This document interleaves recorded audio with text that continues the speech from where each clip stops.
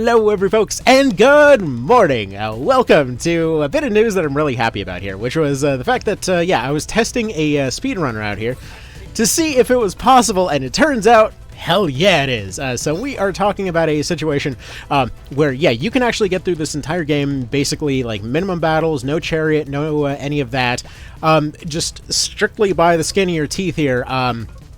Yes, lots of commands available, all well and good. So just to show you here, if it's finally done giving me pop-ups, 0 chariot uses, 67 fights, 26 casualties. But this route is viable. This is doable. And for those that missed the earlier one, we're going to go over it a little bit here. Because while it is close, and you may notice that we didn't abuse the money cheat or anything like that, this is all possible, fully legit, and everything else. But basically, the strategy is something a bit like this. So if we were to go ahead and mosey on over here, all the way to the very beginning, the strategy looks a little bit like this. Basically, Chapter 1 and 2 in their entirety are best described as, you know what? You just put recruit on as many knights and fencers as you'd like, and try to recruit everybody that you possibly can along the way. You just basically spam recruit as a way to finish off units and give yourself a tidal wave of extra meat to go throw at the other side. We'll discuss the roles of a couple of those other units on the way, but we're just talking routes real quick. Chapter 3 is best described as continuing on with that same strategy, except now we use way more debuff weapons, as well as employing shots. So shots were absolutely major for getting past pretty much every boss in this run. And then Chapter 4 is best described as, hey, guess what? We're going to take Olivia here, and we're going to take all these other endgame spellcasters, and we're going to turn them into grenadiers. At which point, we just basically blitz through everything, and you may notice that, yes, I didn't even take the shortcuts. So there were a lot of potential optimizations that could be done on this speedrun. Just so you know, this was a test run. I wanted to see just whether it could even work. As far as potential optimizations go, things like throwing in the shortcuts at the very end, essentially using Slayer skills and stuff like that to go deal with the Phoenixes and whatnot. There's a lot of little optimizations that can be done with this route, but yes, minimum level is 100% possible. You do not need to train to get through the speedrun. You do not need to take additional levels, you don't need to take any of that, and at the end of it, despite the minimum battles, pretty much everybody was level capped anyway.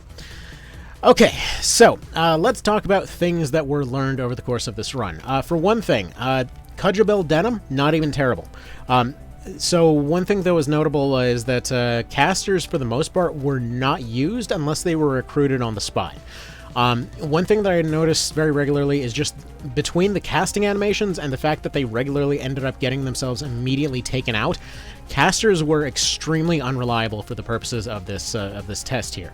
That being said, you might be a little bit surprised that something like your basic archers were pretty much a mainstay throughout the entire run. In fact, it's a little bit wild to me that this dude right here, who was a replacement for the other 2 archers that died, actually managed to get over a dozen kills entirely on his own going through Hanging Gardens. And simply being because, again, a lot of those things that a lot of certain classes can do are really just not going to are really not going to be something that translates in terms of a stat sheet. So, for example, most of the kills that this guy ended up getting were just the fact that he was, like, taking tremendous shots and going and shooting people off of ledges. And this was very reliable, because you can, for example, get access to summons going through Hanging Gardens and all that.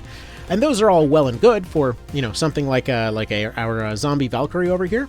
If they pick up a magic card, they pick up a crit card, and those might do pretty darn solidly, but hey, if you can just go and one-shot somebody right then and there with the various amounts of pit traps there, fantastic. But you might be surprised that when it came to all these guys, like this guy was originally an archer. I actually had to swap him in as a beast tamer at the last minute, simply because my other beast tamers kept getting shot off cliffs themselves and all of that.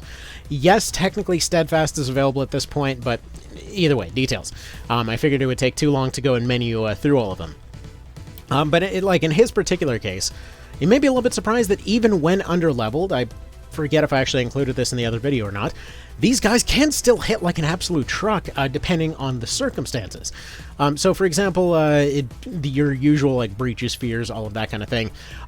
One thing that I was doing throughout the entire run was employing the kind of expected, at this point, debuff weapons.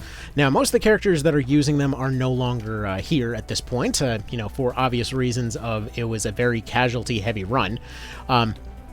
But for example, you know, things like your claymores, your zways, just to kind of hit something and apply that breach on there.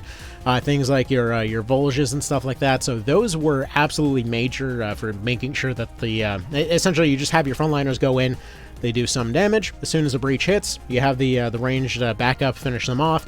It's a very quick and efficient way to clear a lot of lanes going through particular maps. So that certainly held up about as well as I was expecting. In fact, better in a lot of circumstances. In fact, I was a little bit surprised that when it came to this guy in particular even, there were multiple cases where he was doing just fine even against heavies. In some cases, almost inexplicably so, because in one case, he was, again, drastically underleveled compared with his competition, and he was still going and churning out numbers just fine, so for whatever reason, he was working out just fine. Anyway, let's talk about other things, though.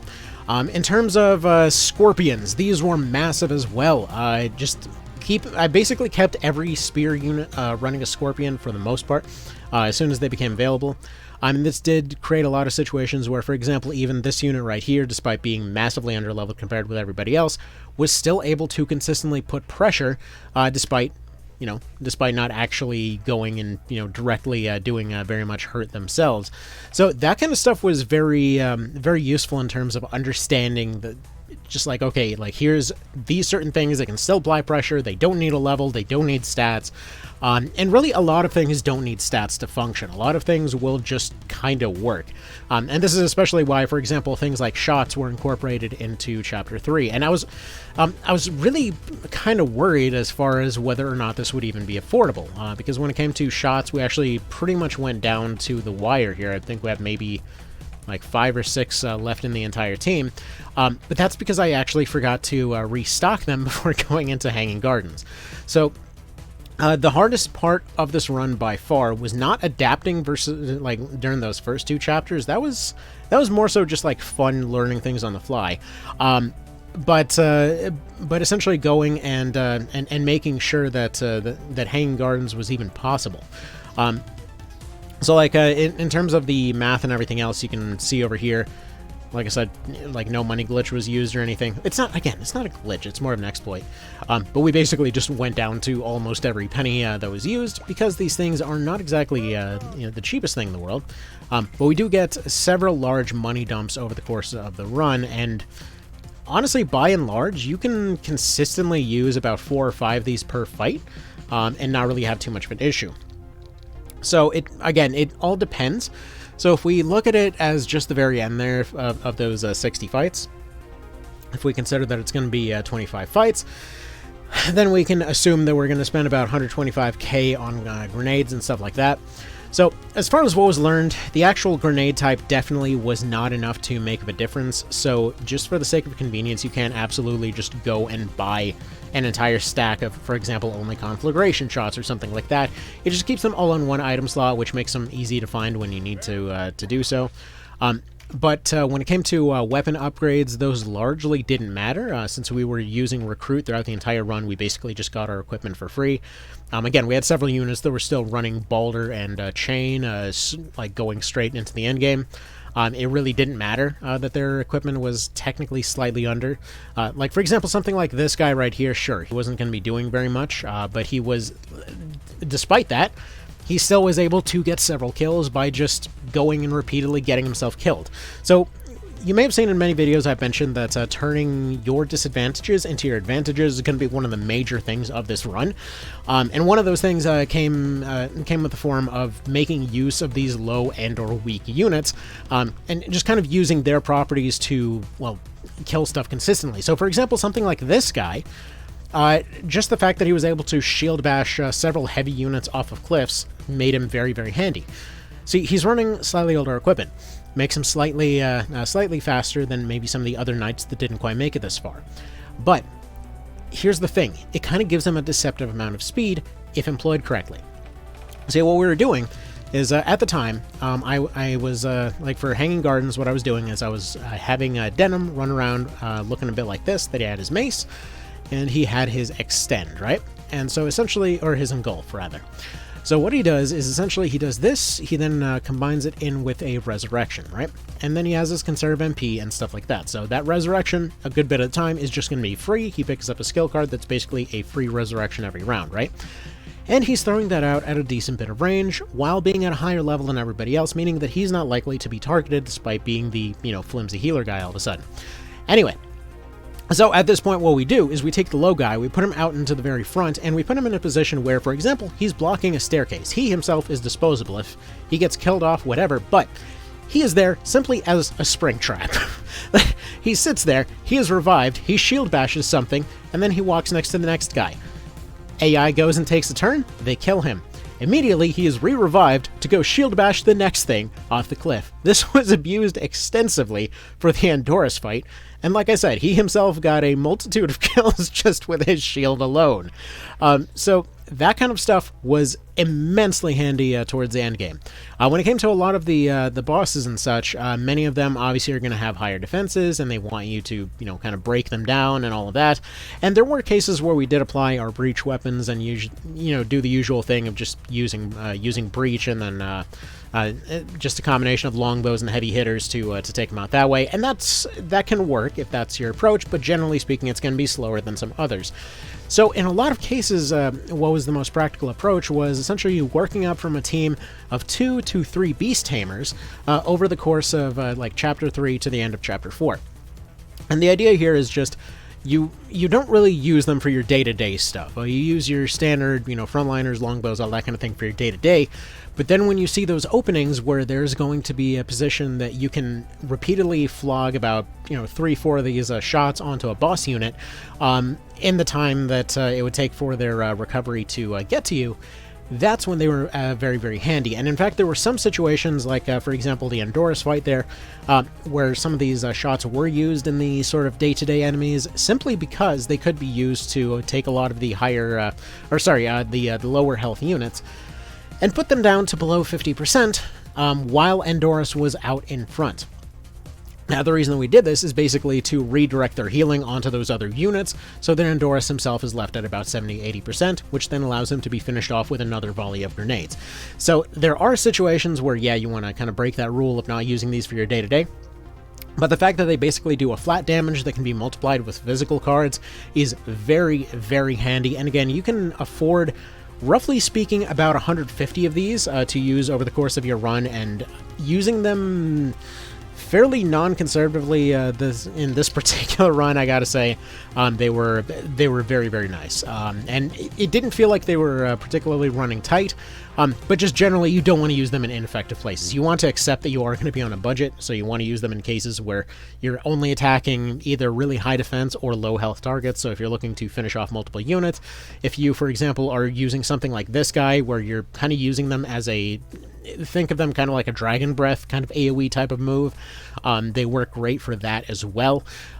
Just, yeah, bear in mind that you don't want to be using them absolutely all the time, but whether you're using them as a sort of self-destruct for your Valkyrie, or a way for your melee guys to attack diagonally, they are a very widely applicable tool, and very handy on most of your units. Next up, in terms of healing economy and stuff like that, I noticed that while I did pick up a stack of about 30 mending cells and did end up going through, I believe, most of them, if not all of them, generally these were only used for very sparing emergencies. I would say about 30 or 40 of these just by themselves were more than enough. It seemed like there were quite a decent stack of other items that ended up getting dropped. There were quite a few orbs also that ended up dropping over the course of this run. I ended up using all but one of them, but only in very specific boss fights. So, for example, in that final Andorus fight, if you can save some of your Cataract orbs, which on Chaos Route you'll get a couple of them, if you can save a couple of those Cataract orbs, the fact that they spread poison is huge for just causing a distraction and outright chaos, because they have a tendency to clump up a whole lot. And so for Andorus in particular, one thing that really helped was to go and get everybody clumped up in the choke point. Like, you don't run ahead, you wait for them to come to you. And then you essentially just cause a bunch of chaos, and then you sneak a few units through, and then abuse your long-range grenades to make that particular situation happen. As far as weapons are concerned, Brynhildr was definitely useful for the very, very final fight, because that's the only time that you can use it. Lombardia did not end up seeing a whole lot of use. Technically, I should have had it on Volkert a little bit sooner. He was a sword guy, at any rate. But generally, it didn't play a huge part in this run. Though, I will say, one thing that was kind of unexpected is that crossbows did not hold up as much as I kind of wanted them to. So, most of the crossbow guys generally got pretty unlucky over the course of the run of just getting sniped or, killed off in various ways. But generally speaking, this isn't to say like one is better than the other. It's just in a lot of cases, the particular properties of the longbows, like the fact that you can reach targets really far away, the fact that we're not really relying on raw power as much as tricks in a lot of situations. So, for example, tremendous plus just a basic longbow is going to be absolutely ridiculous range. Like, as a bit of a reminder, these bows are not all made equally. So, for example, specifically something like the longbow and the siege bow ended up being the mainstays over the course of most of the run, while the composite bow didn't really see a whole lot of use, simply because despite its lower power, if you can find a way to make up that attack power deficit in some way or another, namely breaches or whatever else, the longbow by itself, the fact that it's got 8 tiles of range and then some, is going to be really, really big for reaching a lot of otherwise unreachable targets. Whereas the slightly higher power of something like the composite bow, because if you look at their scaling, for example, like this one will do 13%, this one will do 14%, and the actual attack difference is 20, but if you can make up for that, for example, just switching their arm around a little bit, like you already get 8 of that by switching over to the Brigandine, for example.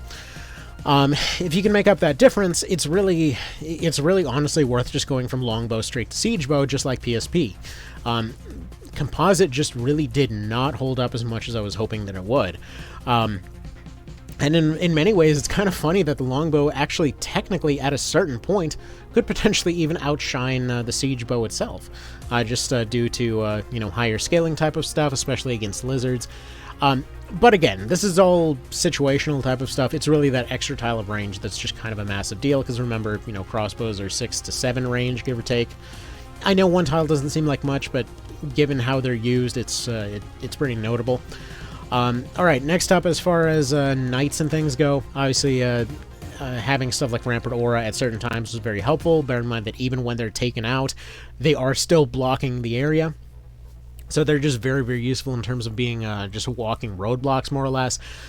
So in a lot of cases, it was very, very reliable to just take your knights, charge them in, don't attack anything, just shield bash and hold in place, and hold multiple units back behind a building, behind an alleyway, anything like that.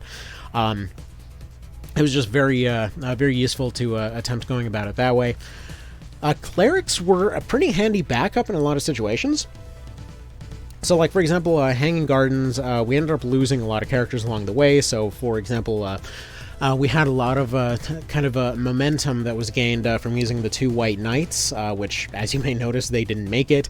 And, like, if you have the white knights in your party and you're going and you're using their velocity shift and stuff like that, you're going to be getting, turn after turn after turn after turn after turn, and that momentum can kind of keep you from needing to recover at all. But here's the thing, if they end up getting killed off, if you end up losing them along the way, obviously you're going to need some other way to make up for that, and this basic cleric, despite the fact that she came in, I think she was at like level 6 or something when Hanging Gardens started, she still held up just fine. I completely forgot to even set up her skills and stuff like that, but just having that long-range heal was pretty handy here. Actually, not 6, I think she was like I want to say like level 12, 13, something like that. I don't know. She was way lower, is what I was trying to get at here. Okay, but yeah. So as far as team comp goes, that was basically about it. Just like basic soldiers, basic knights, basic archers, basic fencers, clerics, and all of that. One thing that I did notice was that having Denim as a dragoon, at least, like going into the Zapan fight in chapter 3. or is that the end of chapter 2? I don't know, somewhere. That Solo is a pan fight where he's off by himself. In Rhyme, that would be... No, it is chapter 2 going into chapter 3. That's why I'm confused. But basically, having him as a Dragoon there is pretty massive, because he'll usually end up taking multiple hits, gives him the MP needed to go and put out a Dragon Slayer, which, if it rolls with a Bane, can allow him to immediately use that to then retreat and then roll into a finisher, which, if you can then use a Beast Hammer to throw a Breach onto Zapan, can actually one-shot him under the right circumstances. So that's what happened in my particular run, so definitely something to consider having there.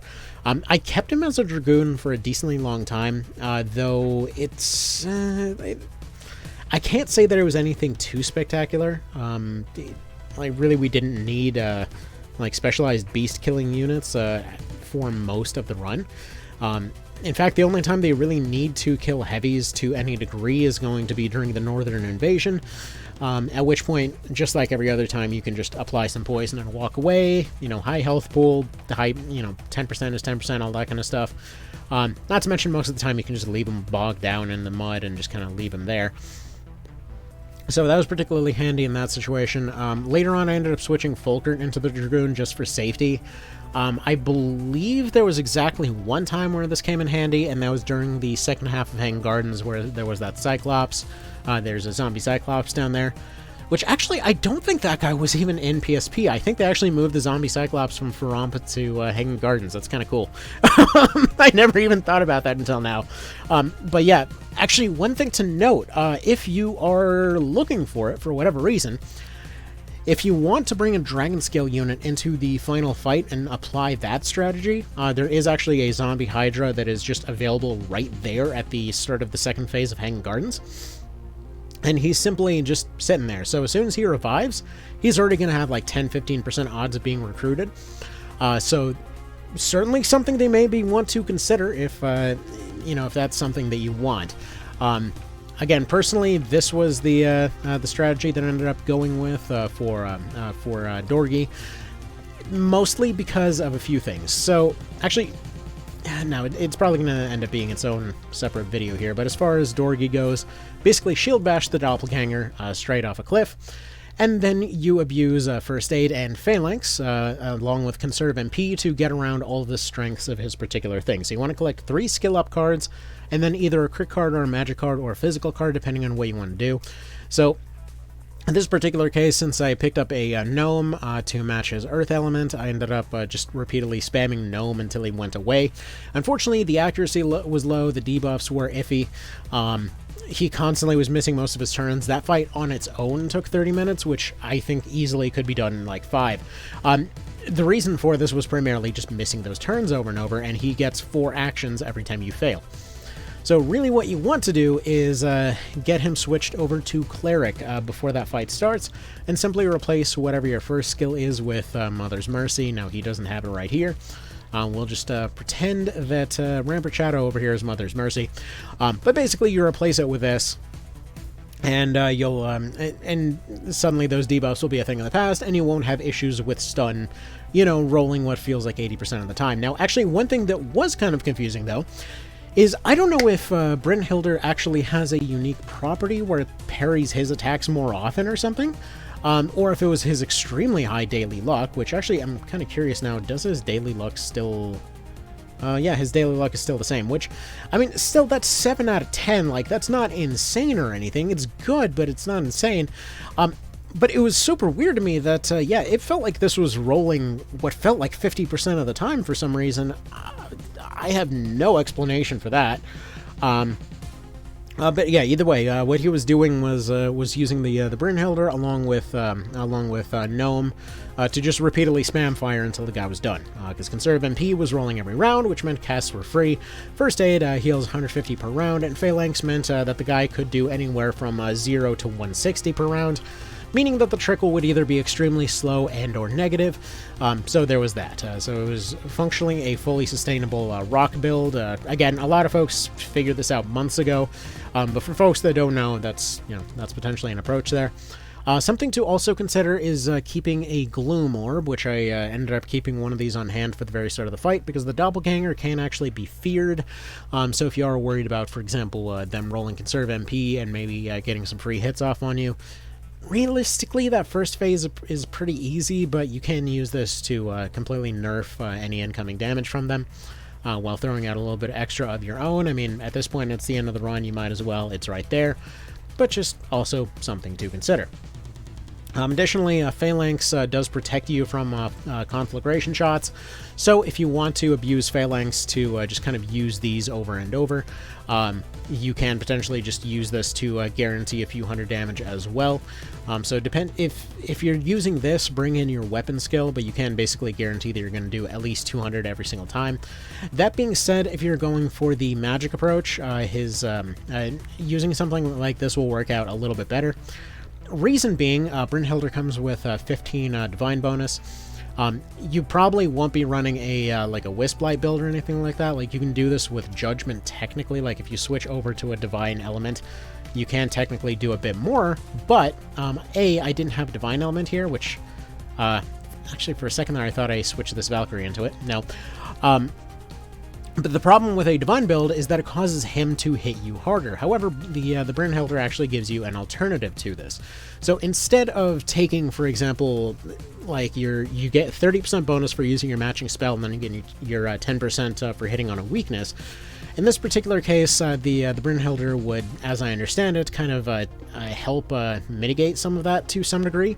So he's still getting his 30% for using Gnome, but he's still getting, as I understand it, 5 of that 10% when attacking on the weakness from Dorgi from Light here, or something along those lines. Either way, he was still potentially doing up to 400 per cast when everything was going all well and good. He could actually do relatively, like, math-wise, if you're wondering why Cragfall is here next to Gnome, the properties of these are very slightly different. So, for example, technically Cragfall will do more overall damage, but only in a splash. So, for example, if there is a splash scenario, the Cragfall would, roughly speaking, be about like 30-40% extra damage, but Gnome is going to be better single target. Technically speaking, this is only if it max rolls. If it's low or mid rolls, you could technically also save MP by using Vulcan Lance. That being said, though, it depends. Like, Vulcan Lance might be more reliable when it came to that final boss. I actually haven't gone and tested that. Technically, it's a little bit faster to cast, but because he's right next to you, using an overhead, generally speaking, feels like it would be the better choice, because then you're not taking those extra steps to walk away. But basically, the math more or less breaks down to, if you need to do like a guaranteed amount of single target damage, you use the missile. If you need to do the most that you can at the time with a splash, you use your overhead splash. And then if you need to do technically a bit of all of the above, you use your summon. Usually, in most situations, it'll be the one you want to go for. But again, there's situations that you may want to keep one or the other of the others around as well. Personally, I like going for the overhead splash and the summon in this particular case, just to keep those options open for other things. Alright, so let's talk about other little discoveries here as well. So as far as items are concerned, you may notice that crafting-wise we did not do very much. In fact, most of the time we were actually running most of the craftables that we had from the very start. So as far as all this stuff goes, I didn't upgrade any of the helmets, I didn't upgrade any of this stuff. I upgraded only 2 of these circlets, just to have 2 on hand. Just because there were certain situations where I was a little bit worried that somebody would be taking some extra weakness damage, which circlets are basically going to keep you largely safe from a lot of kind of bigger damage hits if they're of an elemental persuasion. That being said, though, Brigandines were definitely required. Something like Balder was... actually, no, Balder was too expensive to upgrade. Pretty much anything Balder related was for the most part too expensive to bother upgrading, because again, we were operating on a budget. I used 6 pairs of chain leggings, even though 3 of them were just kind of left in reserve the entire time, and then the leather leggings were used on everybody else. We only wanted an item for the purpose of boosting their speed and stuff like that. All you're really getting upgrading from these other legs is a very, very modest defense threshold boost, as well as some slightly different...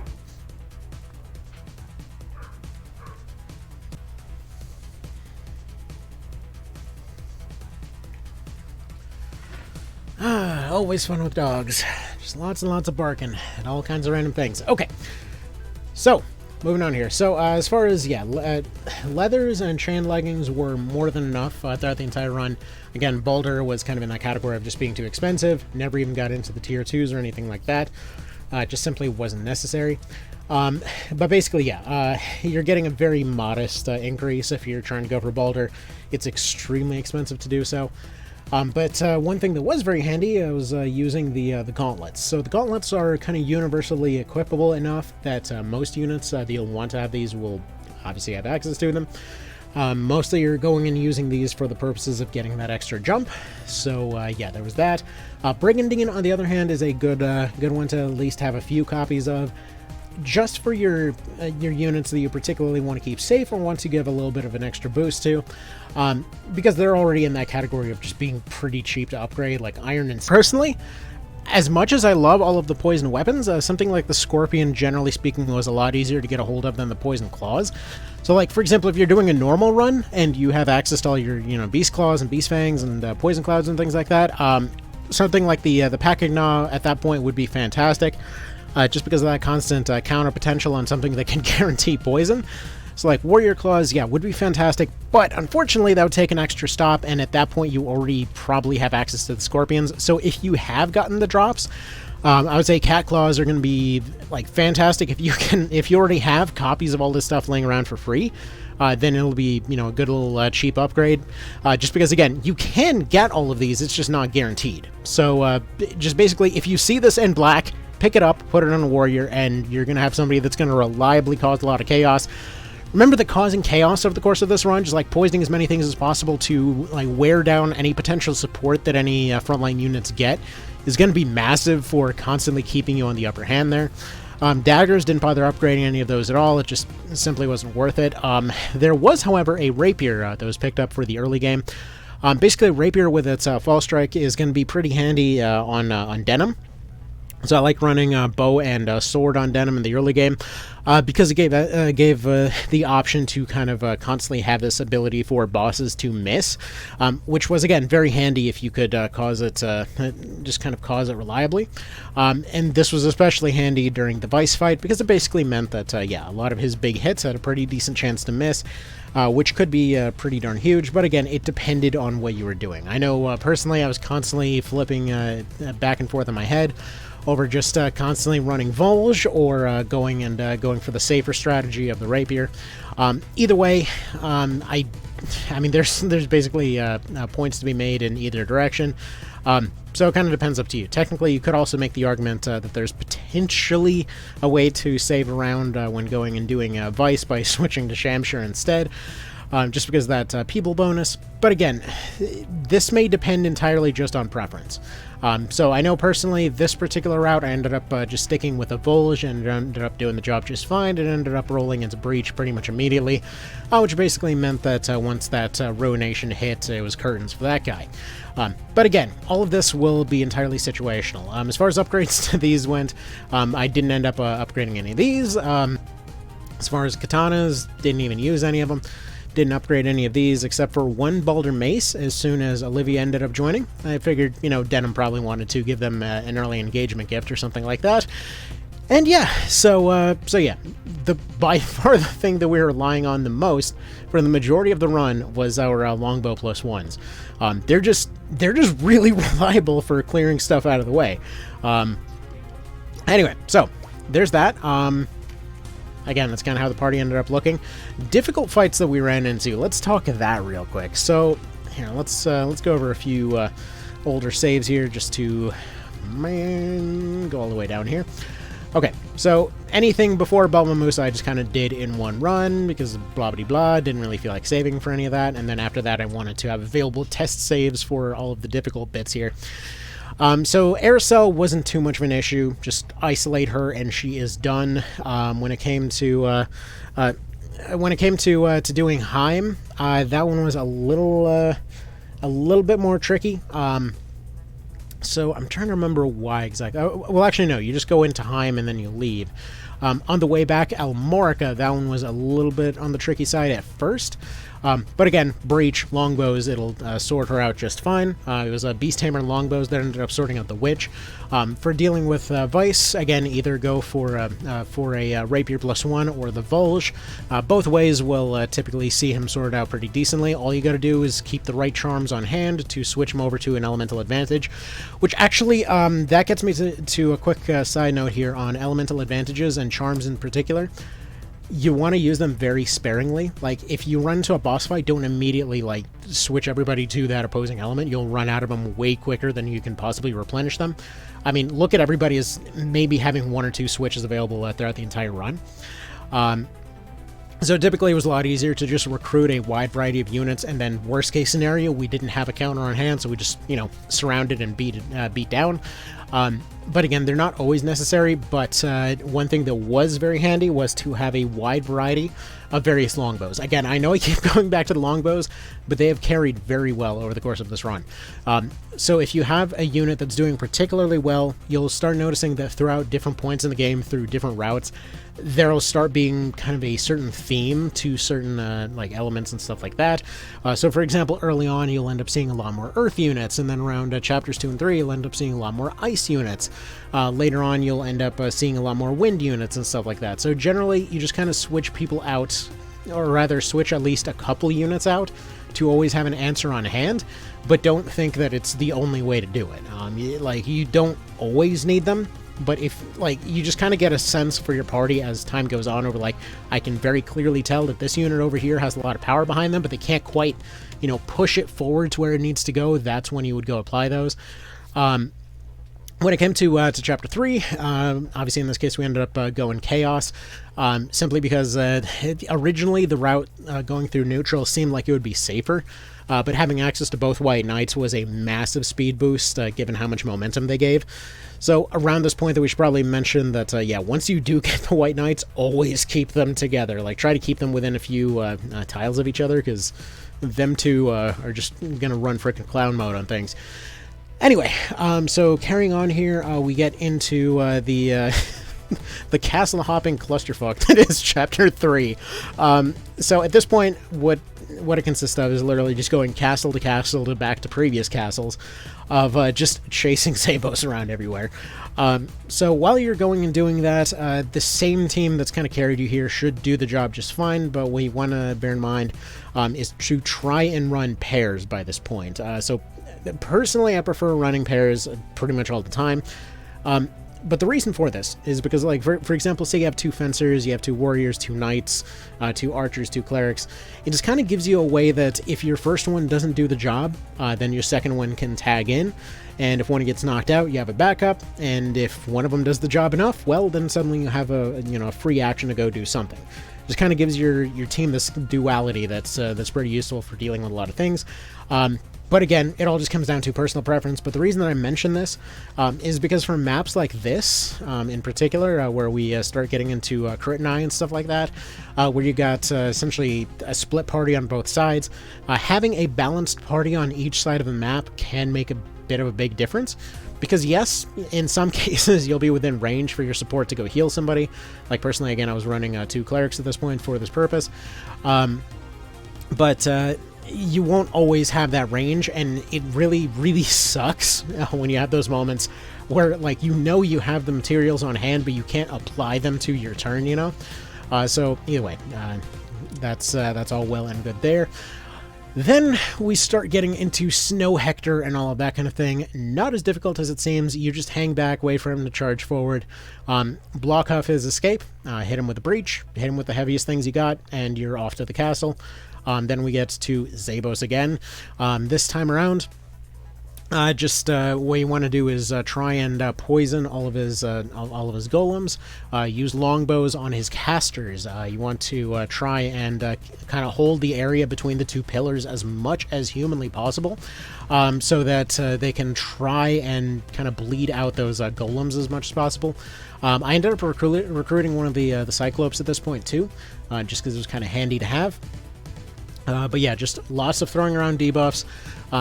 Don't hesitate to, for example, put two Dynast King's Meads on your Beast Tamers at this point, to just go and make some of those clerics or whatever else a one-shot. it's a fairly expensive investment, but it does allow you to get through those without as many casualties. So either way, just something to consider. Anyway, at that point, we start heading south again. We start heading back once again to Chariot now, because apparently we can't get enough of this place.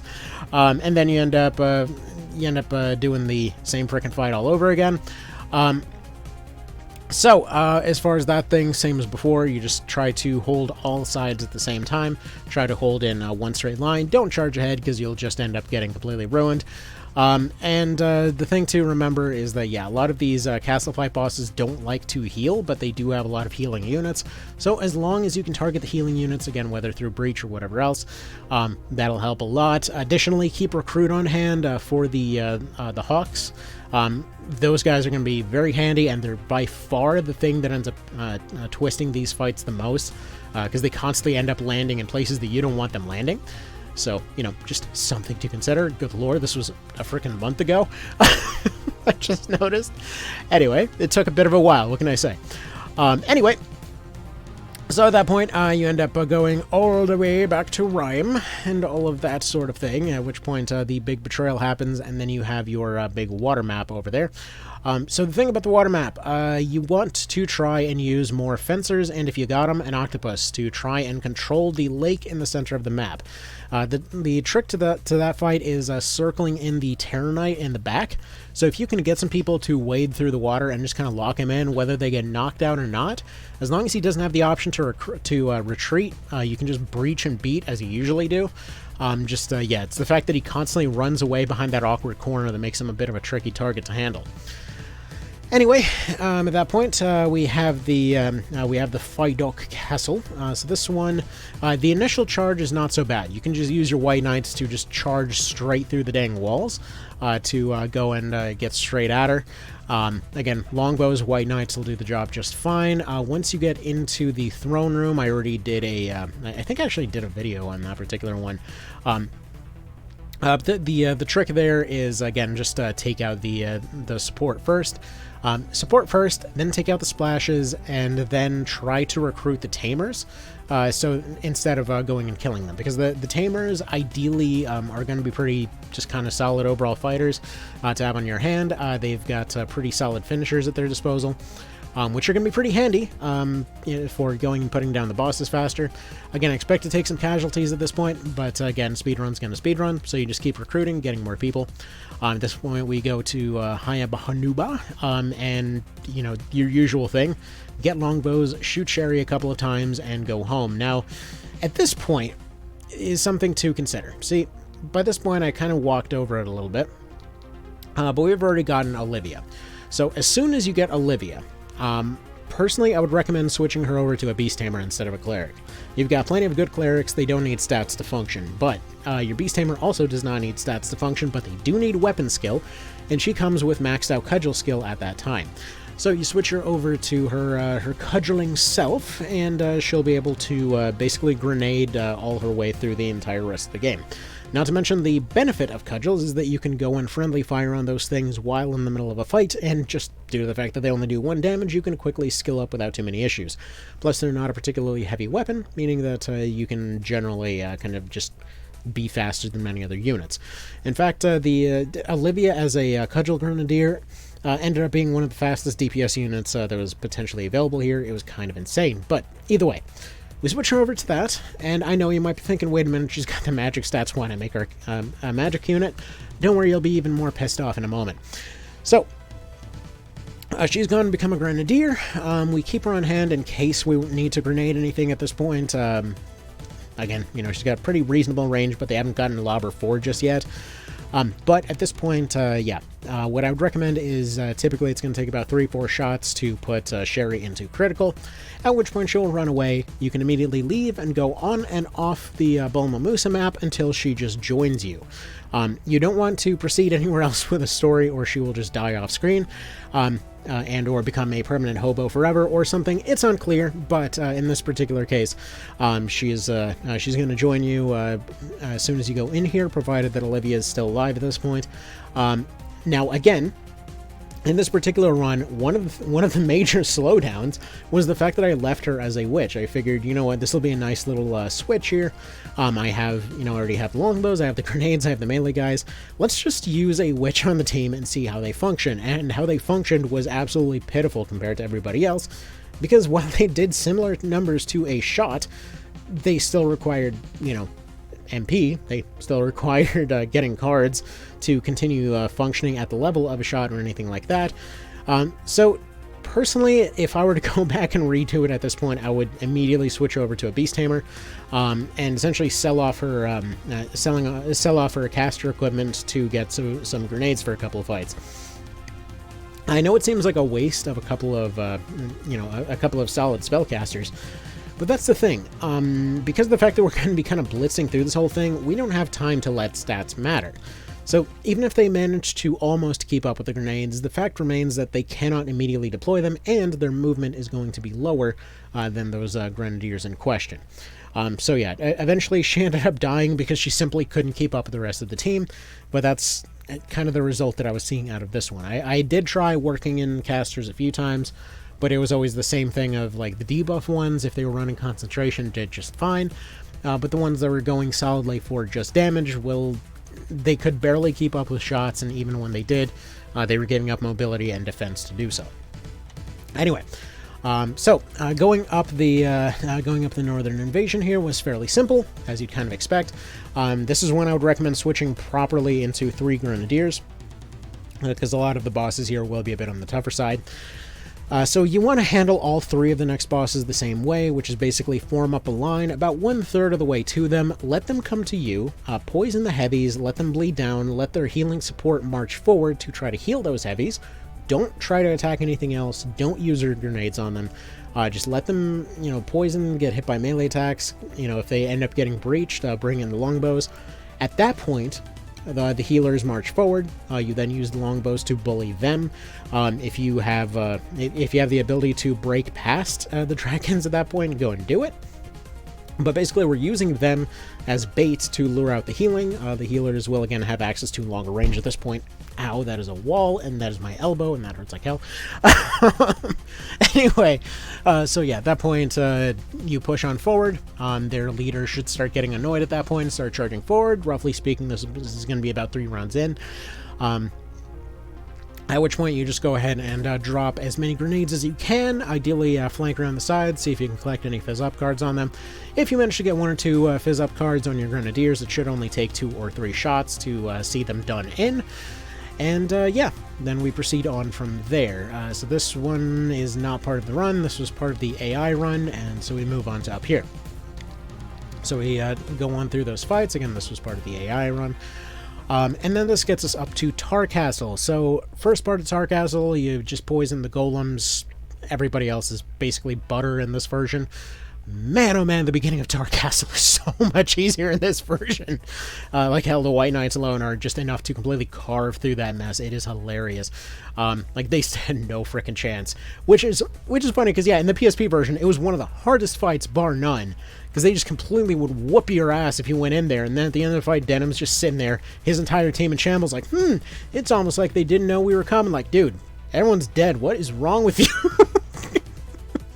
Anyway, so this gets us up to, the staircase fight. So, interesting. No, that's not the staircase fight just yet. We are getting to the staircase fight. Okay. Actually, no, this is the Alphonse fight, is it? It is the Alphonse fight. Okay, so basically all you gotta do, stick around at the very bottom of the stairs. Just try to block off one of those tiles with that Valkyrie we picked up in Chapter 1, that zombie Valk. You block the stairs, that is to say the kind of 2-tile entrance on the left side with one of them. Let them trickle in one at a time. You make a sort of L shape with all of your melee heavy hitters behind the pillars. You let them trickle in, and you let them just kind of sit and hold that line, blender through those units one by one. Keep your longbows, your grenadiers, and whatever else collecting cards and sitting back in the background.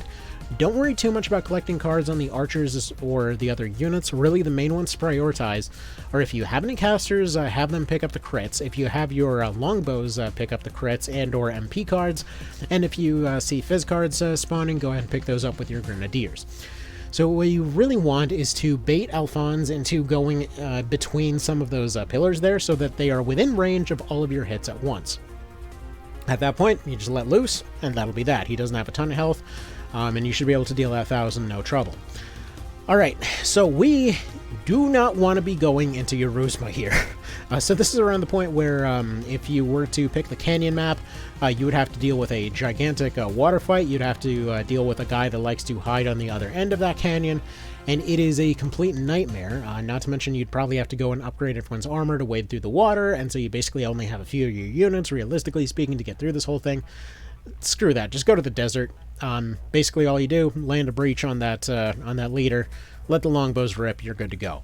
From there we get onto Heim itself. So first fight is, fairly simple. We take the left side, just kind of the simplest one to get through because the leaders are just kind of right there in your very front. Just like before, quickly approach, deal with front line as just kind of like hold them up as much as you can. Throw the grenades at the leader and carry on. Okay, then we get to the next one, which I actually did a video on a little bit ago. And in this particular case, what you want to do is you take your poison units over to the left. You take some of your DPS units over to the right. You let the poison units deal with the golem and ninjas and Valks on the left. Eventually, Mr. Knight Guy will come down with his ninja squad, and then your DPS guys sort of overwhelm the stuff on the right. Ignore all the stuff on top of the wall.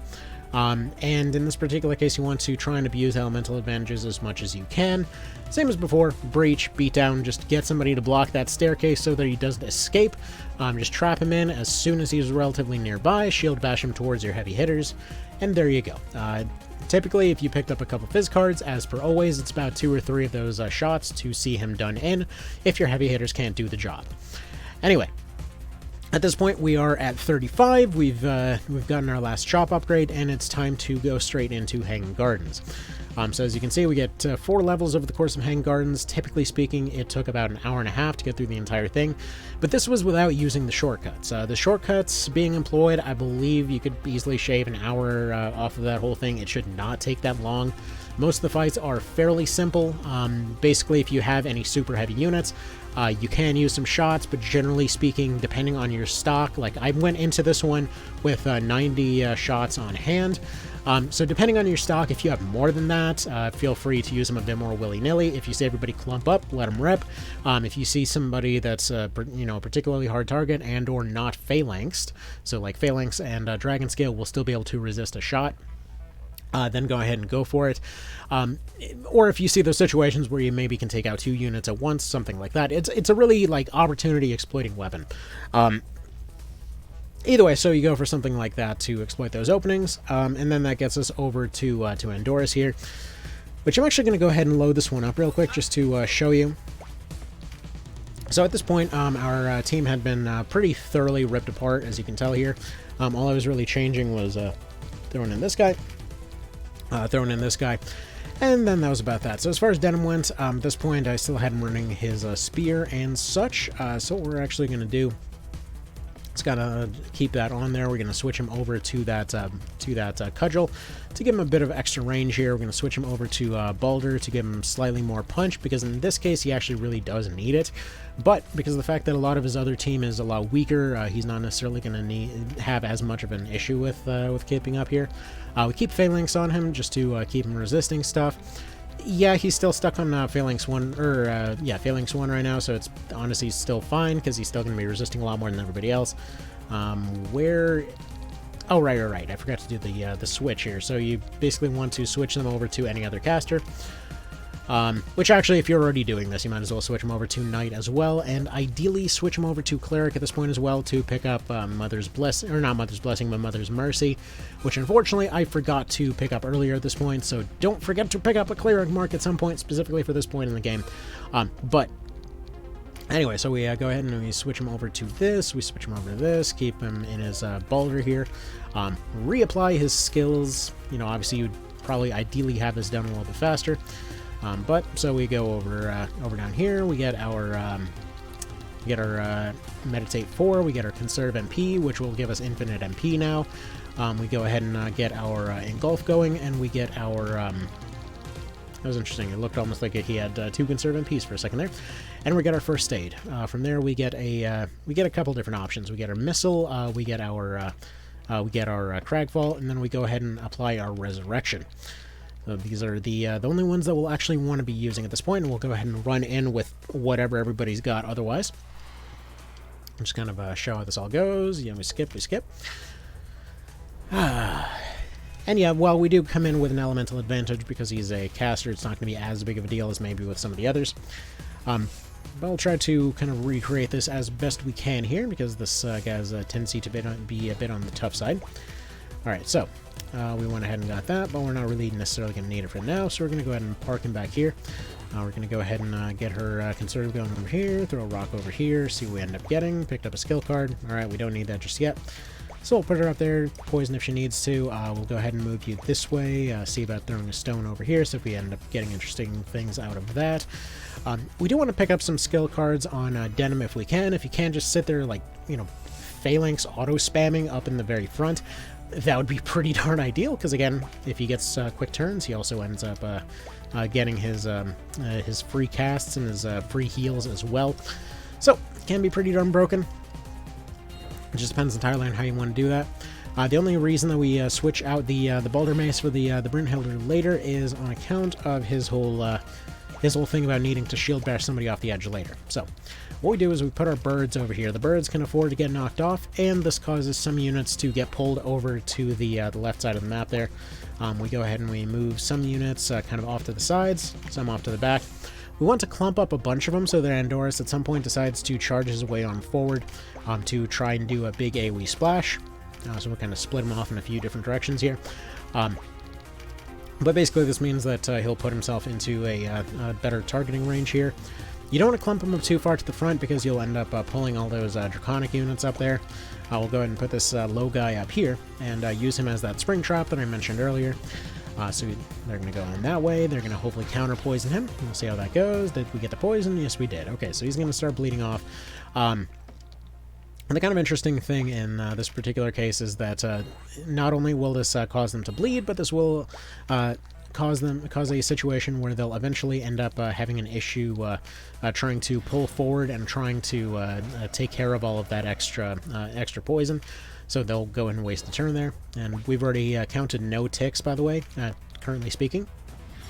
No ticks on that poison. I meant to make another video on the poison ticks, but whatever. We'll just go ahead and count that as it goes on. Well, that is to say, if he actually keeps his ticks going. Anyway, we'll go ahead and leave those for the time being. We'll be pulling them forward later. We'll be having them take some shots later. In my initial run, I had them take a few shots at this point, just kind of to train them up a little bit in case they needed to be beast tamers. But okay, apparently we're just waiting for them to charge ahead.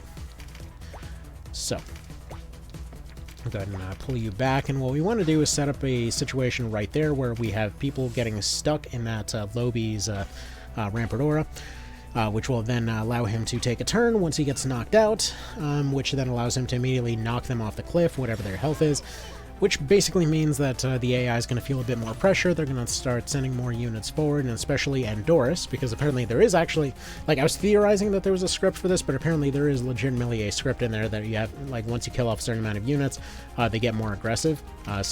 Yeah, you cause a few units to get killed off that way, and they'll end up charging forward. So there we go, we already got 198 off that guy. Go ahead and see how many things end up ticking there. Just go ahead and top you off, I suppose, just for the time being, in case they want to completely finish him off. Alright, so he didn't quite have the movement there, but oh well. Anyway, he's poisoned as well. We may not be able to see how many things it takes to get to the bottom of that particular Tootsie Roll pop, but oh well. Because he's already right there. So we spam, spam, spam. Take all our spam fires, start moving towards the skill card. As you can see, he moves pretty darn fast because that class is, in that particular case, that is one of those cases where a class, because of its particular kind of eccentricities, can be a bit faster because he is essentially going to be using the same speed as a caster or other light unit with the same options of a heavy one. So the Lord is kind of a bit of an exception when it comes to all this stuff. And we're also making him, you know, use BOS, so that's certainly helping things even more. Anyway, all these guys are going to just wait and wait and wait for their opportunity. I should have picked up that Fizz Up card, but, you know, things happen. Things happen. Alright, so they're going to go in. They're going to start using those missiles. And there's one particular thing that we're waiting for in a moment here, which is when they all clump up. That's when we want to use that water orb. So we'll get to it when we get to it. There we go. Just throw out whatever we can, whenever we can. Perfect.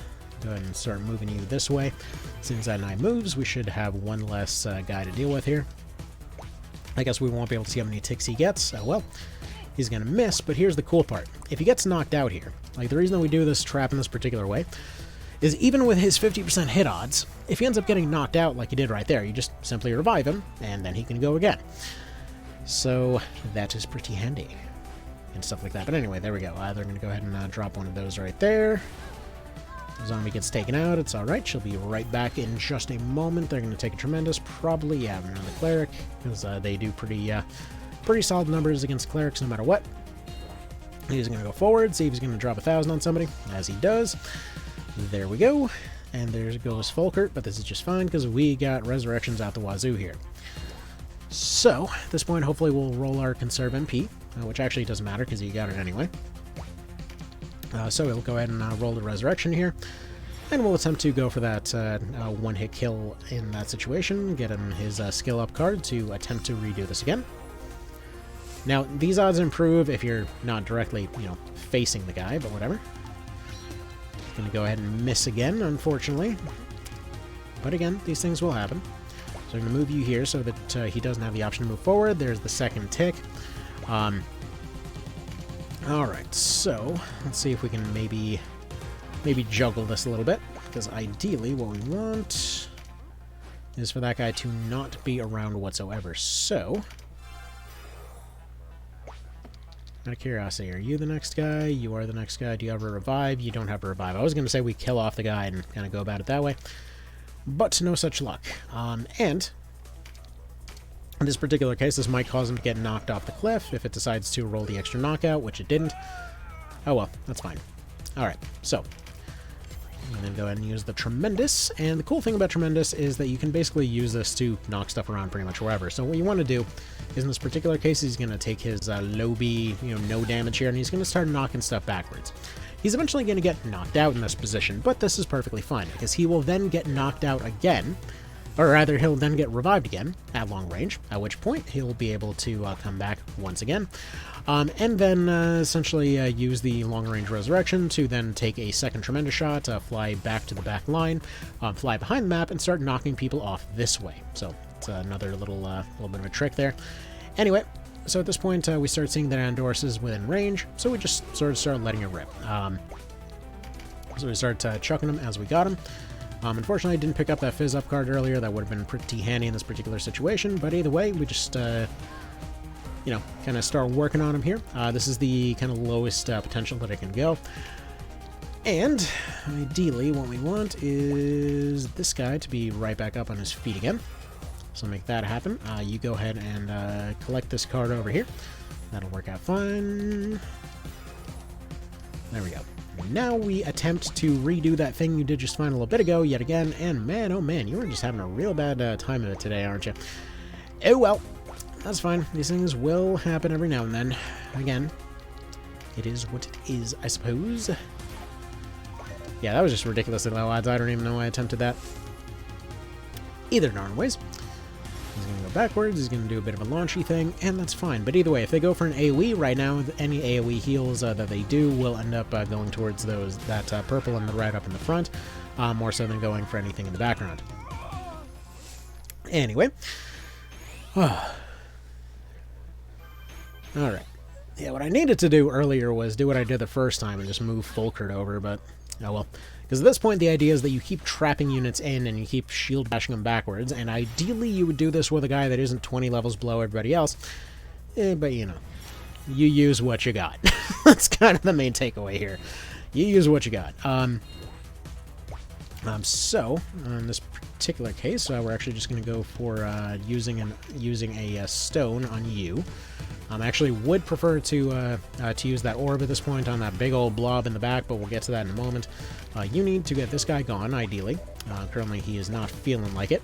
So there's a bit of a check that happens when they're going and applying their knockback on the shield, and I want to say it's something like 75%. It's either 75% or it's checking weight class, because previously, back in the previous version, you couldn't actually even knock back heavy units. In this version, you can, but it feels like it's somewhere in the ballpark of 70% for whatever reason. So either way, you know, use that information as you will. All right, so we'll go ahead and do that. And again, remember that we want to try to spread that damage out in ways that hopefully they won't try to heal only like this clump at the same time. We may be losing out time-wise in the moment here if we target anywhere else, though, so hopefully he'll just decide to move himself away from the healers. But, you know, we'll deal with that when we do. They're probably going to go for... It's fine. Okay, you do that. Perfect, perfect. He's probably going to charge forward. There we go. Okay. So, now we go ahead and we apply this Cataract Orb to go ahead and kind of poisonify everything. And when you drop this much poison off on the enemy team here, it's going to cause a lot of chaos for their healing, so they won't really be able to keep up. And as long as all of your different throwables are still in play, especially if you've picked up at least one card or so at this point, you'll typically be able to come back from this a lot easier, because after a couple of rounds of this kind of stuff where they're essentially bleeding out half their team every single time, it's going to be a very different equation. Another thing, if you have access to your charm shots at this point, what you want to do is try to apply them on units that are about to take their turns, in order to try to take over their turns and just be the parasite in this particular case. Or if you have any non-poisoned units like this guy, where they're unlikely to go do something else, we'll go ahead and take away their healing for the next round. There we go. So that's gone ahead and basically guarantee that at least one of them's gone. They're going to take a shot on that guy. That is perfectly okay. We have Mr. Endoris going off in the back line there. We have our zombie that's about to come back. We've got a ton of health going away on the entire team now. So you can kind of see why I say this stuff is pretty darn handy. Anyway, so we want to start doing some revives if we can at this point. I should have at least some available. I know I've got some available on Saria. I know I've got some available on you, so you're going to go ahead and do this. We're just going to go ahead and assume that the shield bashes are just not feeling it today. So we'll go ahead and use a Hallowing on Fulker here, who then also should be able to chain revive somebody else, which should then allow for getting our others back up into play. I want to say Folk is the one that's got another revive on him. Hopefully that's correct. Otherwise, he'll just kind of do the best he can. Does he have another revive? Yes, he does not. Well, damn. Anyway, let's go ahead and see what you can do. Basically nothing. But he can potentially apply his shot here in a way that does make Big Boom happen. So, right here, it's not much, but it's something. You just go ahead and self-destruct, sir. There you go. It's at least something. At this point, we'll go ahead and see if he ended up rolling his resurrection. He sure did, at which point Alamer over here can take his round again. We go ahead and collect another skill card to basically guarantee that we're going to be getting these auto revives constantly. At which point we can go ahead and use this to then pressure these guys into unexistence. There we go. 2 and that. Again, no physical cards have spawned yet. This is a lot faster if you at least spawn one of them. Now, chain revives, there's only so many that you can reasonably keep on the party at one time, so obviously it's a bit of a thing, but this is why we poison the entire team, to constantly keep this going. If you do have a dragon that you managed to recruit up to this point, which there have been several opportunities to do, there will be those cases where you will be able to make use of that pretty reliably, to for example abuse in this particular situation, to make sure that you've got that that extra damage reflection going on, because those dragon scales will apply in every situation. So alright, at this point we now got him down to half health. Obviously our team is not looking super ideal, but still he's gone ahead and separated himself from the rest of the team. Those guys over there are just barely surviving. And while technically this is about 4 extra heavies that were not there during the earlier successful run, this is still something that's got some opportunity to it, so we'll go ahead and throw that over there. Have we picked up any Fizz cards? Not yet.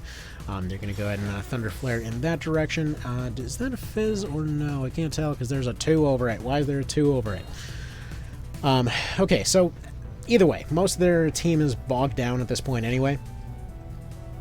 They're kind of just stuck, you know, getting poisoned over and over, as you do. Thankfully, it's very, very handy in this case. Now, due to the fact that we're kind of limited in terms of where we want to be going, what we're going to do is pick up this crit. We're going to attempt to go and snipe this guy. So at this point, we've got our 34 over here. If we go for this one, we might be able to turn that into a 200. There we go, turn it into a 200. We're going to go for the Empower, which is all well and good. We should be able to then apply our grenade later on down the line, provided he survives that, and he barely did. We've got that Golem coming up. I don't know if he's going to be within range or not. But either way, right now... by the way, actually something I should mention is these guys are kind of deceptively weak for what their numbers show. So there's a lot of cases where... for example, you can't come in with like a Cragfall 2 or something and completely smush a lot of these guys. It's really Endorus that's the really kind of big hitty one as opposed to everybody else. It's kind of something to bear in mind. Alright, and they're going to continue healing on that way. If I can just get one more round on Denim and he can go ahead and get his thing off here, all we really got to do is get one Resurrection off. Get that in one of the Tamers, get them to pick up that Fizz Up card, and we should be almost done here. Unfortunate. Unfortunate. Yeah, that would have been raising the numbers to about 300, which, you know, would have been a very different story. Anyway, wait, I didn't mean to... It's not where I meant to go. Nope. Where...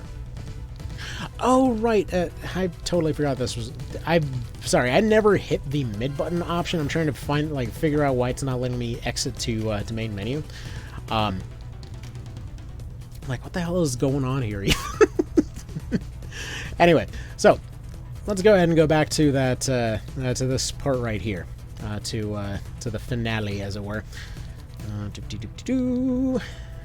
there we go. Go ahead and load this one up. So, what exactly does this finale end up looking like? Well, we switch this guy over to his sword here, his shield. I think you got the general idea of how Endorus is supposed to go, but, you know, anyway. We go for hard armor threshold in this particular case, just because of how many attacks will be coming in pretty darn rapid succession. Additionally, we'll be going ahead and swapping out some of these skills here. So, in terms of Conserve MP, that is non-negotiable. In terms of Phalanx, that's also pretty much non-negotiable here. First Aid is going to be keeping us alive here. Where did it go? First Aid, where are you? There we go. And instead of our weapon skill, something I want to try real quick is actually Conserve RT, because really we're primarily going to be casting for the second half of that. So we're going to go ahead and see how well this works. In terms of the plume, we're actually going to go ahead and replace this. What do I actually prefer to use here? Because like Fruit of the Seraph is basically gonna make a lot of the end game a lot easier here. It is kind of a waste of a really good item, but at this point it's the end of the run anyway, so screw it, why not? Two of them were more than enough to carry this through last time, so we're just going to go ahead and go like this. So the way that this sets it up is that it becomes a 2v1. So instead of having to deal with all of his risk management type of stuff, it's just simply a 1v1. I think I am. Anyway, so...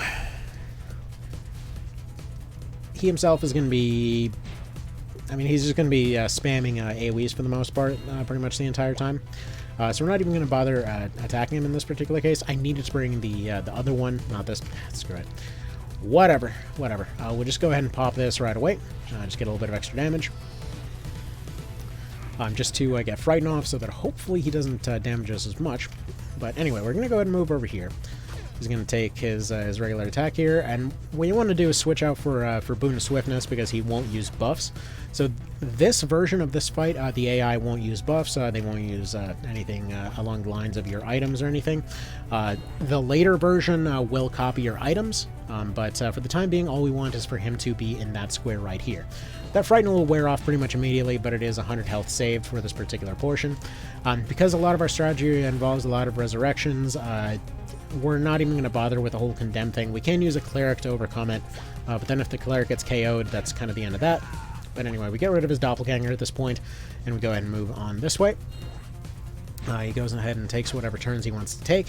We're going to be pretty well resistant to anything that he does. And what we want to do at this point is just go around collecting stuff. So it's going to take a little bit of a minute for more cards to spawn in, because not many actually spawn in this fight if you only come in with one person. The amount of cards that spawns seems to be possibly related to the number of units that you bring along. But ideally we want to get a magic up or well, we need at least 3 skill up cards, but ideally a magic up and 3 skill ups is what we want to get a hold of here. So I'm going to go ahead and use Fruit of the Seraph. So MP will constantly be drained from you in the second phase of the fight, so it's really just more for the sake of having a convenient full heal that's kind of just right there, you know?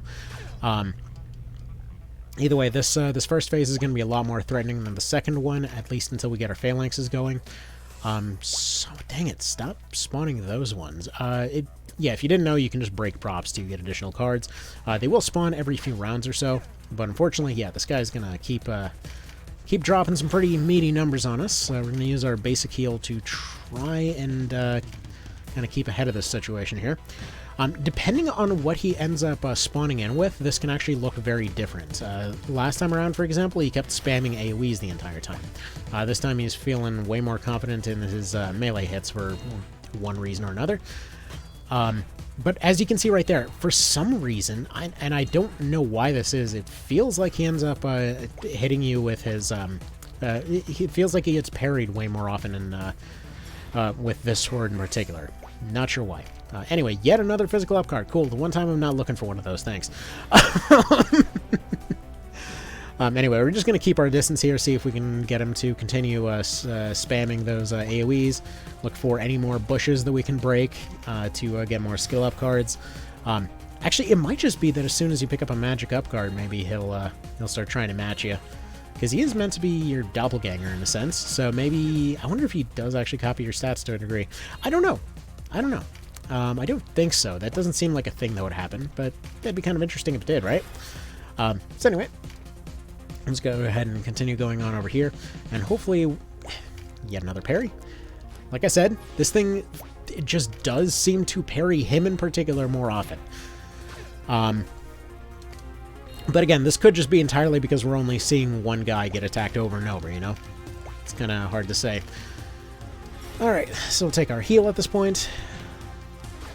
Physical up cards. I don't need you. I need some other ones, please. So we gotta conserve MP. Now, the reason that we want to do that is because if Phalanx fails to roll on second phase, it's going to give us a lot more problems. So like I said, every few rounds there's going to be another one of these that'll spawn. We might be able to trick him into collecting some of these himself because we don't want them, even if he does technically hit us harder as a result. But yeah, again, the problem is that we need specifically those skill up cards just to make sure that our kind of constant regeneration hyper armor nonsense just keeps on going. And we're just going to keep healing ourselves for free. Yes, thank you. You go ahead and do that. Oh boy, I sure hope nobody teleports in behind me to go steal this, steal this card right here. That'd be such a real shame, you know. Is he gonna do it? Rude.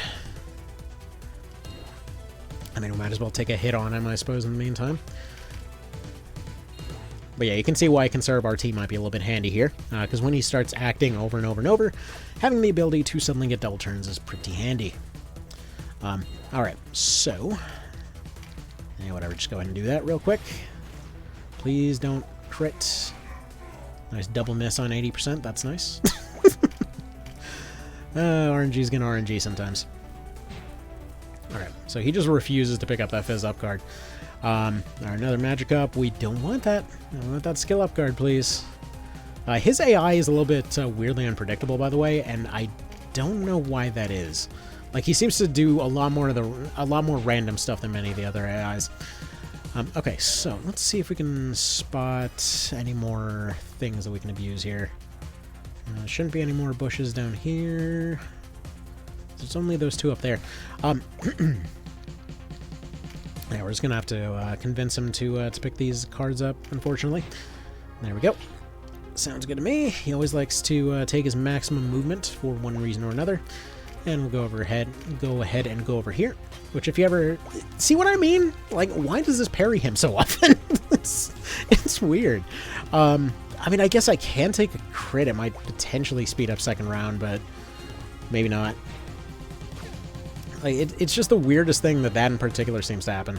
But yeah, he can easily drop like 900 on you in the second round if you're not getting those the skill up cards going. Like, I need at least 2 going into that fight, ideally. Yes, conserve MP, phalanx, heal. You get the idea. Yeah, let's just move here, and then I think we wait here one more round and then have him pick up that fizz up card. And then we can get more to spawn in. Alright. And if you're wondering why we're not melee attacking him, it's just because, well, here, I'll show you. Like, in this phase, it'll do fine. In the next phase, a lot less so. Anyway. So yeah, in the second phase, he becomes a lot more resilient. Alright, so he's probably going to go for his AoE splash here. Yep. Where will you go from there, though? Ah, there we go. We'll take one of them, please. Thank you kindly. And we'll actually probably just heal up and then probably call that good enough.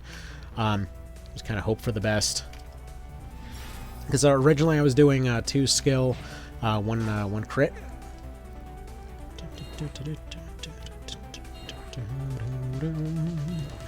Alright. Get a phalanx, get a free heal, move over here, wait for that heal to happen. And one of the neat things here is that well, again, you can just kind of spawn whatever cards you like. He'll keep doing this as much as you'd like. But again, we'll call this good enough. A lot more cards spawn in the second phase, so we'll let that happen at that point. I'll take our heal. We'll take our free cast here. Free speed cast at that. And there we go. It should only take 1 or 2 more of these, and then he'll all be well and done for. In fact, Conserve RT and Speed Star is potentially kind of insane, but obviously we don't want to be going out of our way to go pick up the Buccaneer in this instance. It would be kind of neat, but it's just way too far out of the way to bother. Yeah, no? Alright. Don't suppose it wants to feed us a RT card, by chance? Or a skill card. There we go. And this is already basically free, but... Okay, we're almost there. Wait, there we go. Skill card. Perfect. So then as soon as we pick up that, at that point, he can't do anything. Like, the second phase becomes completely moot. You will immediately always have a 100% chance to trigger Phalanx. You'll always have a 100% chance to have infinite MP. 100% chance to auto-heal at the start of your turn. So, yeah. And free speed cast, so hopefully avoiding some of those debuffs later. Ideally. So yeah, it will literally be faster to cast against this guy than it will be anything else. I'm sure there's other ways to potentially abuse some of these things here, but either way. Like, potentially abusing Berserk into a Bryn type situation might do something. But yeah, this is why we use Conserve MP, because he'll constantly be putting Stun, Fear, and draining away all MP here, so it's a bit of a nuisance. But yeah, and depending on RNG, these fights can go very, very differently. And as you can see right here, like, the odds to hit this guy can absolutely positively suck, but we do almost nothing with that one because he's got far higher physical armor in the second phase. But we can potentially take some pretty meaty chunks out of him with that, so he stuns us right there. He goes for the melee, he then goes for another attack, he goes for another attack, goes for another attack. And I'll never understand why the hell it is that he seems to constantly get parried.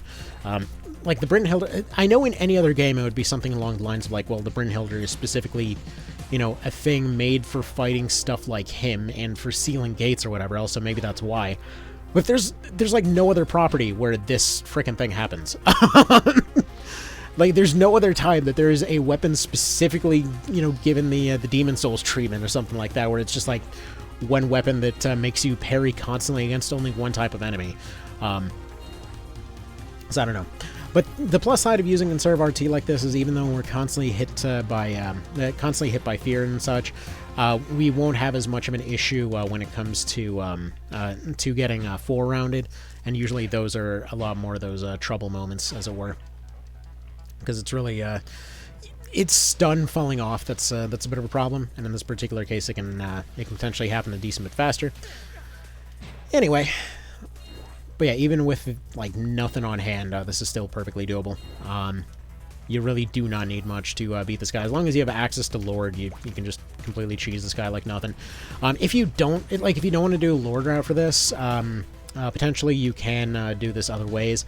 Like, I would say probably second best is the Dragon Scale approach. It's just when it comes to like a minimum level speed run with trash, this is by far the easiest way to do it, because like it's as simple as you pick the second option when you're going and talking to the Pope about Kashua, at which point you pick the second option when you go to talk to her, and she's out of there.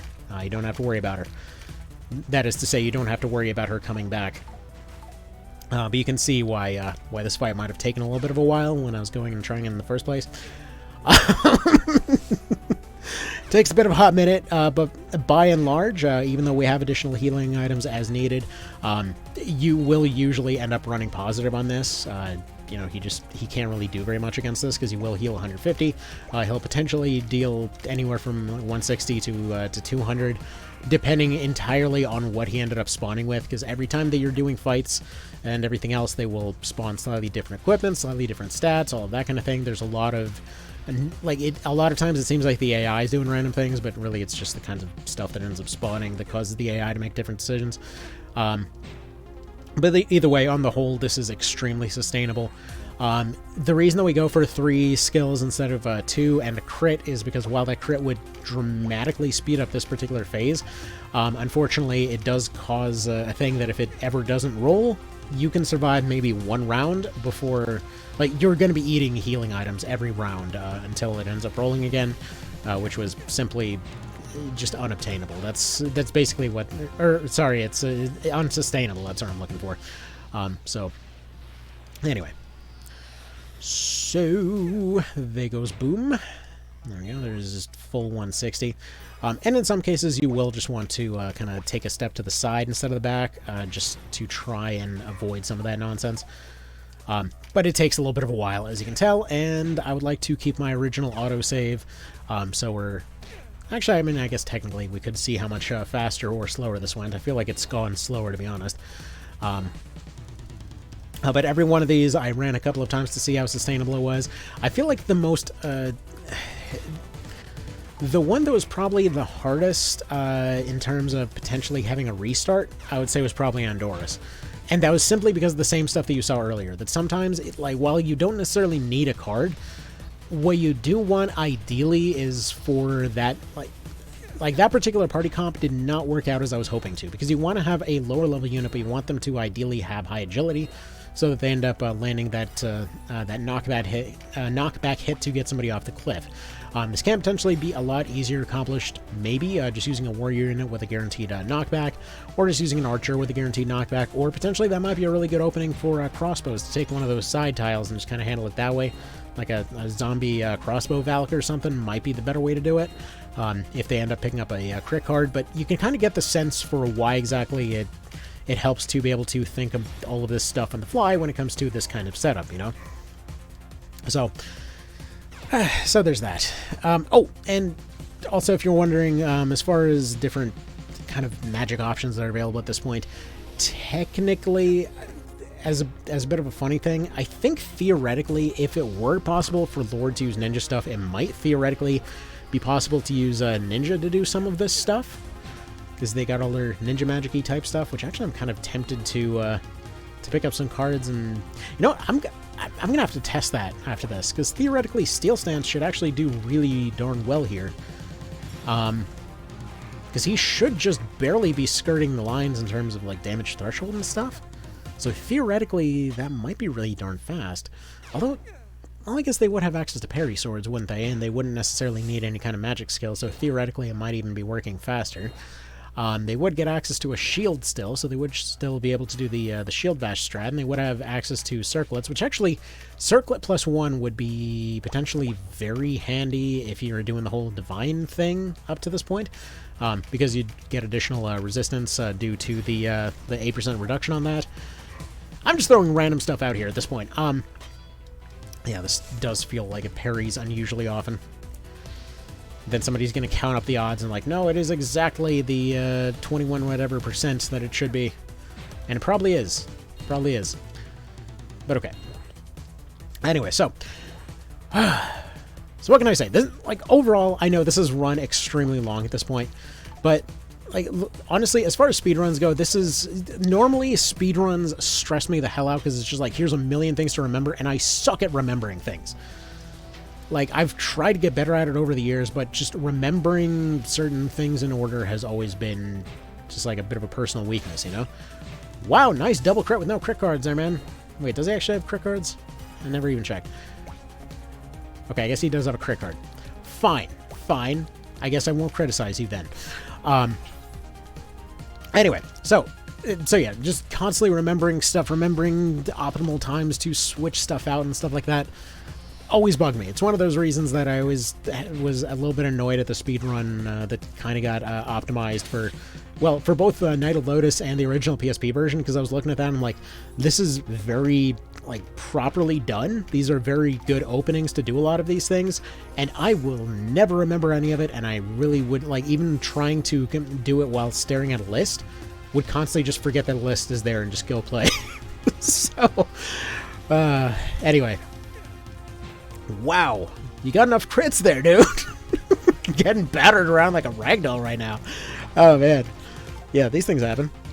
But yeah, yesterday I had 7 rounds in a row where stun kept rolling. Just like stumble, stumble, stumble, stumble, and then finally there's a turn and it misses 4 times in a row. Like, thanks, sorry, Jesus. Appreciate it. Just appreciate that so much.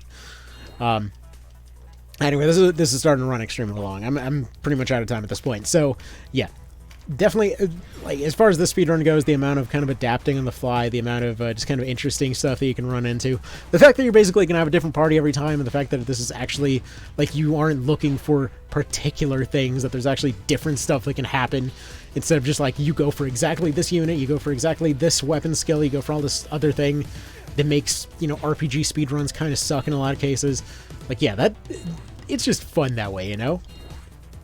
So I just really appreciated that. And yeah, definitely a very fun one to run. When it comes to a lot of the changes in Reborn, it almost feels like it was the speedrun version, you know? That a lot of the stuff is just immediately right there. You don't have to worry about setting up particular skills, because a lot of it is just built into the system, which just feels very, very nice, especially for something like this.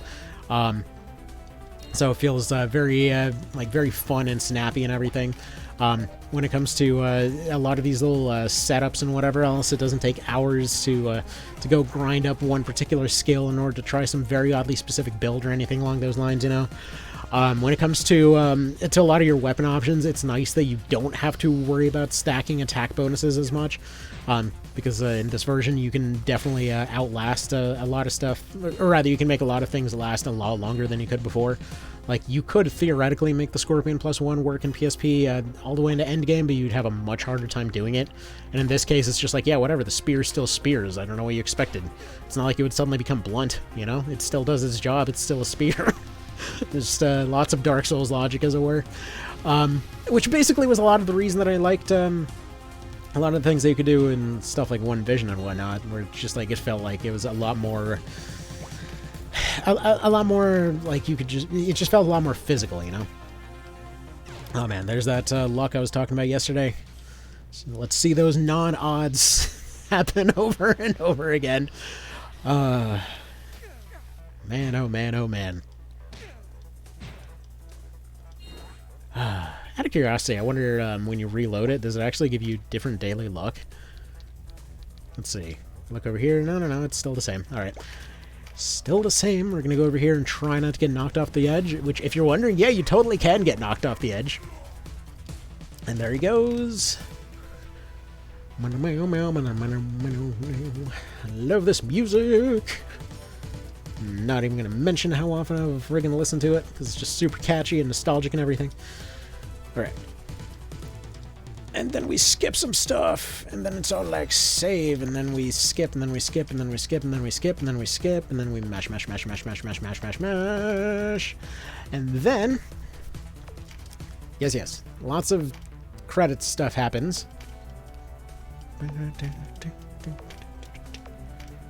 Now, can't help but notice, I think for Bloodbound, I think that's the one that you get for, like, you actually did get proper, like, a proper ending. Everyone sort of agreed to disagree, and then you later on got invaded by Lotus. Yeah, 1436. It was slightly faster that time. You know, despite extremely bad luck at the very beginning. So, either way, just kind of another thing there. Feels good, though. Like, I don't know, the feeling of getting into world mode, regardless of version, just always has this nice, happy feeling of, like, hey, the game's open now, I can go do stuff. It's always nice, you know, I don't know, it's always this wonderful payoff that I feel like a lot of newer players end up completely missing, because they're like, oh, the game's just done now. And it's like, no, now you get to do the cool stuff. Now you're not beholden to the story. Now you get to become a god. But anyway, so that'll be that. That's all I got for this one. I was surprised that the speedrun was, that it actually didn't require anything extra. I really was expecting to run into more issues, but this is why I've been putting out more and more videos of like, look guys, seriously, legitimately, the stats don't matter. There's so much other stuff going on. There's so many other things to potentially exploit. Like, you can get by with total garbage. Like, seriously, most of those kills that this guy got were during the last stand portion. He was just sitting there just like friggin' either crit shotting or tremendous shotting over and over and over. Like, the guy was just dropping bodies left and right. He's just showing up all confused in his portrait like, yeah. So, Mr. Therapist, I don't know how to explain what just happened. It's like, I showed up assuming I was going to be the team's manager, and then suddenly they're like, here, go fight an army, and I did pretty well, but honestly, I'm not sure I can go back after that. Like, I'm not sure what to make of this. People tell me I keep having this dead-eyed stare, but, it's making my dating life difficult. Anyway, so, that'll be that. Y'all have a good one. Take care. Give this run a try at some point. It is legitimately possible. There are options left, right, and center. You can do it. And I'm hoping somebody actually does have the full, like, 14 hours or 10 hours or whatever to fully make this a reality, because this feels like a very fun, adaptable speedrun. And I would love to watch other folks, you know, do this kind of stuff. I know it's not exactly the biggest game in the world or anything along those lines, and it like, personally, I love watching speedruns in my off time, and it's just fun, like, watching stuff like Resident Evil speedruns and whatever else, where it's just like all execution, but in this case it's also strategy, and you're like strategizing and executing at the same time, and not just shooting things, you know. It feels good. Anyway, y'all have a good one. Take care, and I'll see you then.